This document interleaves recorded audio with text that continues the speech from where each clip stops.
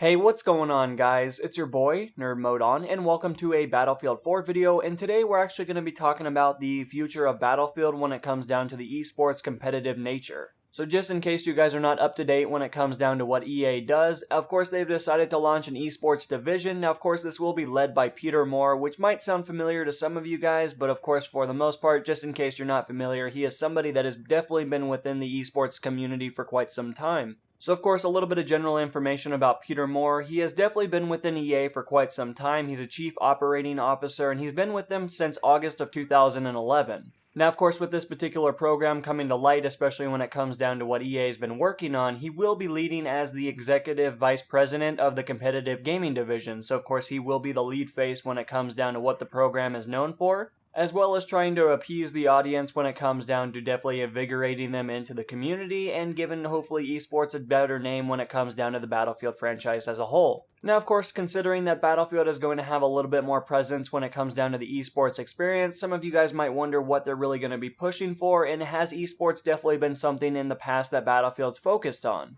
Now, of course, looking all the way back before Battlefield 4 came to tuition and all the bugs and issues that definitely plagued the title by itself came forth, especially when it came down to the launch day, as well as the 1 year past that point, especially when it comes down to making fixes and alterations to the overall formula. DICE on multiple occasions definitely voiced their opinion about wanting to push the title in more of an esports experience. It was definitely something that they were interested in, as well as the community had been asking for advancements when it came down in the competitive nature of the Battlefield series as a whole. Now, of course, transferring to where we are now, we've definitely seen a lot of alterations to the Battlefield formula when it comes down to the vanilla version of the game and the DLCs and the free content that has come forth, especially in the last 2 years of this overall title. However, the competitive nature of Battlefield hasn't really always been their primary focus when it comes down to appeasing to their primary audience. So of course, with that said, competitive esports necessarily hasn't taken the forefront when it comes down to what they had envisioned and or hoped for, as well as what the community hoped for when it came down to delivering these features that they had been asking for.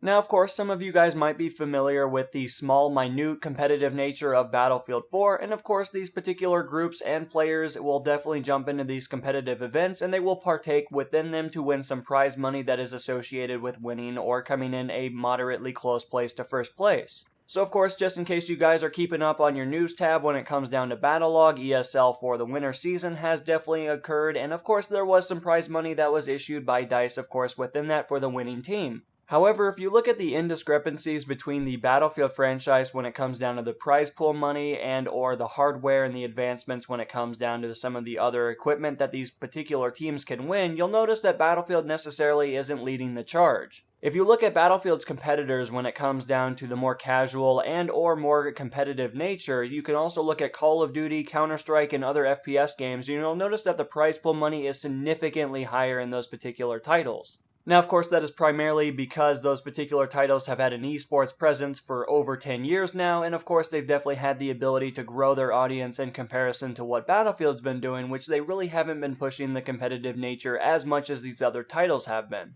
So with all that kind of general information talked about, I really wanted to spend quite a bit of time bringing you guys up to speed when it comes to where we are now and what we would hope that Battlefield would be aiming for when it comes down to these particular events in the future, as well as what Battlefield could achieve when it comes down to breaking new ground. So of course, I'm going to give you guys some information that I think would be definitely beneficial for the Battlefield franchise. I think this would push new barriers. I think it would allow Battlefield to set itself aside from other FPS games and become its own entity when it comes down to the competitive nature. Now, of course, it is worth noting that a lot of the things I'm going to be talking about are primarily aimed at Battlefield 5 and future titles, considering that Battlefield 4 has already been around for 2 years already. It's definitely not a new game by any means, and doing all these alterations and changes would become way too financially stressful for this particular team, as well as it would take an entire whole team to rework everything that they've already done and accomplished when it comes down to Battlefield 4 as a whole. So of course, for this particular list, we're really going to be focusing on Battlefield 5 and above, and hopefully we'll see some differences there, and of course, you guys can always chime in and give me some general information, just in case I do forget anything, but I feel like I have a pretty extensive list here from the Battlefield community as a whole, and so without further ado, let's kind of jump right into it. One of the largest differences between Battlefield versus other particular FPS games is that Battlefield permits large-scale warfare, while other games don't necessarily permit that kind of large-scale warfare, considering that they're more of arena shooters, or they're more enclosed into certain locations on a particular map. However, Battlefield has the ability, and it definitely has the potential to definitely push new barriers when it comes down to the multiplayer large-scale warfare, and unfortunately they really haven't been doing this when it comes down to it. This is a very unique thing that Battlefield has over its competitors, and they really need to be pushing the initiative when it comes down to it, considering that Battlefield is known for its epic moments. It's known for its only in Battlefield moments, which is something that DICE has heavily advertised when it comes down to the game by itself. You consistently see this, that you can be the player you want to on the battlefield, you can play your certain way, and you can do these epic moments that just can't really happen in other games. You can't mimic what you see in Battlefield and go to a game like Call of Duty and mimic the exact same action necessarily. Now, of course, one of the counters to this argument might be that these specific teams can't afford financially to bring on all these new assets, considering that they just don't have the money to definitely do something of this configuration. When it comes down to it, yes, you would probably see a lot of these lower financially stable companies kind of falling out when it comes down to their teams, and they wouldn't necessarily always be able to bring in the 32 players that are necessary for this particular skirmish and or battle when it comes down to the esports competitive nature. However, that does not mean that EA only needs to be focusing on 32 versus 32. I feel like it would probably be in their best benefit, but that is not necessarily the same as saying that it is the only way to play Battlefield. Of course, DICE could continue to go on with their 5 versus 5, however, I feel like DICE is really trying to push for a 5 versus 5 experience that other games do much better than themselves. One of the glaring issues with the Battlefield franchise is that the netcode has never necessarily been the highest and most regarded thing by the community. So of course, if they want to continue to go on with these 32 versus 32, they're definitely going to have to significantly update their network as well as their servers to accommodate all these players that would be jumping onto their new server. Now, of course, EA setting aside assets to increase their servers as well as their networking, this could definitely improve the overall experience even for the community. Maybe you're not interested in the competitive nature, however, you would still see the benefits of this, and we have been seeing the benefits of this with the new tick rate servers.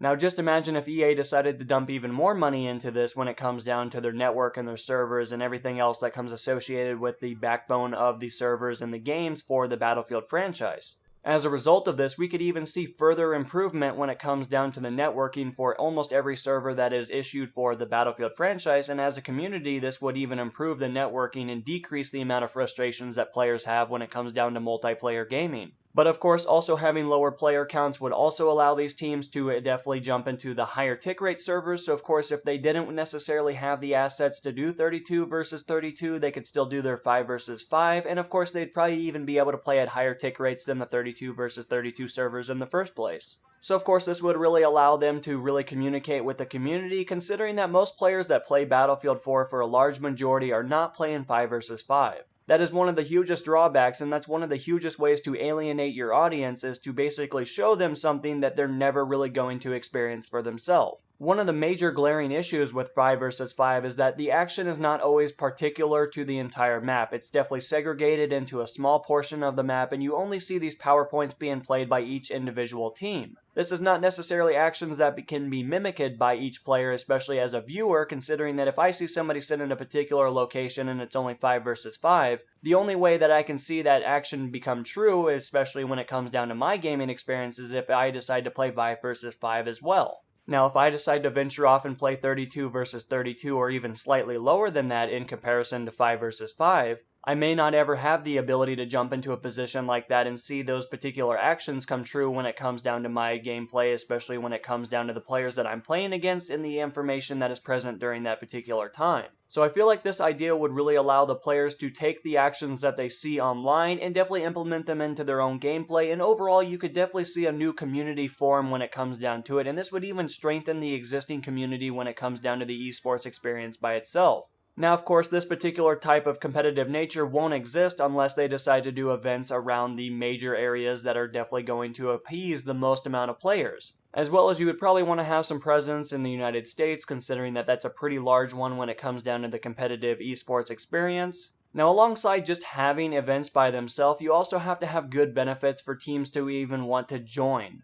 So of course you might want to do some hardware and or software prizes, and you could even do a large prize pool money. I mean, of course that's always appeasing to anybody that's looking for a financial boost when it comes down to it, or and even upgrading their equipment when it comes down to participating in these events by themselves. Now, of course, with any LAN and or multiplayer experience, you're always going to have cheaters that decide to try to jump in there and ruin it for everybody else. Verified is definitely not a bad way to combat these particular cheaters. It's definitely been a lot more successful than I think people give credit to. However, you always need to be consistently updating this. There's always new hackers out there. Everybody's always consistently changing their cheats, and there's always new ones that are being formulated online at any given moment. So this has to be one of your prime concerns when it comes down to it. You always need to be consistently updating this. You need to have a department segregated to only looking for cheats and definitely updating and fixing these particular issues when they do come to light. And alongside that, it definitely wouldn't help to definitely have a battle recorder, considering that the Battlefield community has been asking this for over 5 years now, especially when it comes down to what I'm familiar with.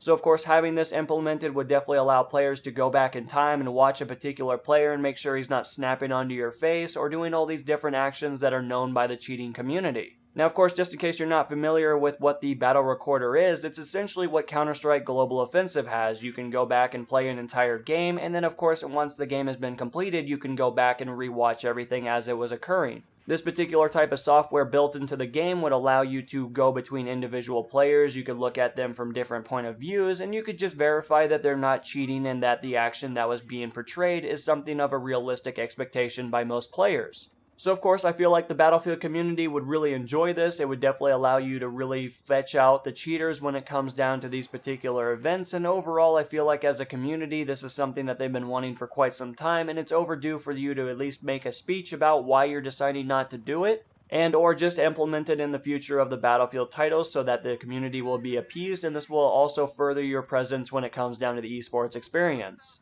And last but not least, we should also mention that players should have the ability to mess with the game settings and or weapon statistics. Now, of course, some players might not necessarily always want this, considering that as a general consensus, when a game first comes out, none of us are very aware of what weapons are technically classified as overpowered and which weapons are classified as underpowered. However, as the game ensues and more time is definitely dumped into the overall franchise and the game by its particular self, you'll quickly notice that some weapons are better than others, and other weapons don't get played nearly as much as other particular weapons on the battlefield. So of course, if you're going to have a competitive presence, you really need to allow the community and or these event holders to have the ability to go in there and make alterations to the game, as well as the weapon statistics if this is something that you're interested in doing. Now, when it comes down to the game, I feel like overall they have a pretty good set of rule sets, and for the most part, you can usually make alterations to pretty much anything that most players definitely have an issue with. However, making weapon statistics and differences between these particular weapons is something that we've really never seen when it comes down to it. Now, of course, if you look at what's currently available in Battlefield 3 and Battlefield 4, especially in those particular most recent titles, you will notice that you have the ability to increase and or decrease players' health, as well as increase or decrease the damage model of all centralized weapons on the battlefield.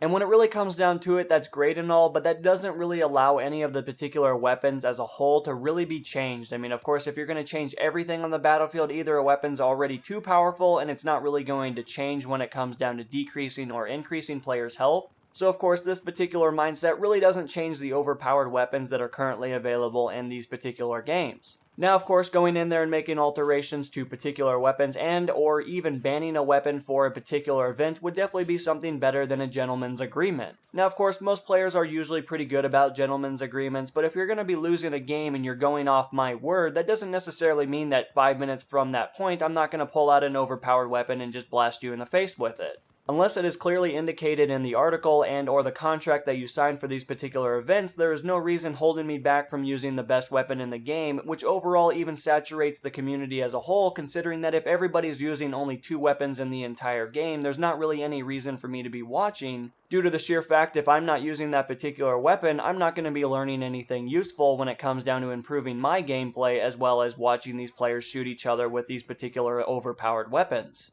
So I feel like DICE really needs to go in there and allow for players to choose a particular weapon, change the rate of fire and or the damage model of these particular weapons, and overall I feel like the community would do a really good job at centralizing and really balancing out particular weapons when it comes down to these events. Now, of course, if they're not interested in doing something like that, then of course you always have the ability for server owners to completely ban the weapon so that it is not selectable during the game. And even if it is selected in the pre-game lobby, you also have the ability for it to be restricted once the game also starts. And as a conclusion, you would also have no more gentlemen's agreements, considering that the server owner would have the ability to completely ban these weapons, and there would be no frustrations during the middle of the game that would allow these players to jump and use these particular weapons that have been said banned by the gentlemen's agreement. But anyway guys, that's really all the information I have for you. Of course, we did talk about quite a bit, and I gave you guys some general information about how I feel like the competitive nature of Battlefield needs to be aiming in a certain direction, but of course I'm interested to see what you guys will have to say when it comes down to it.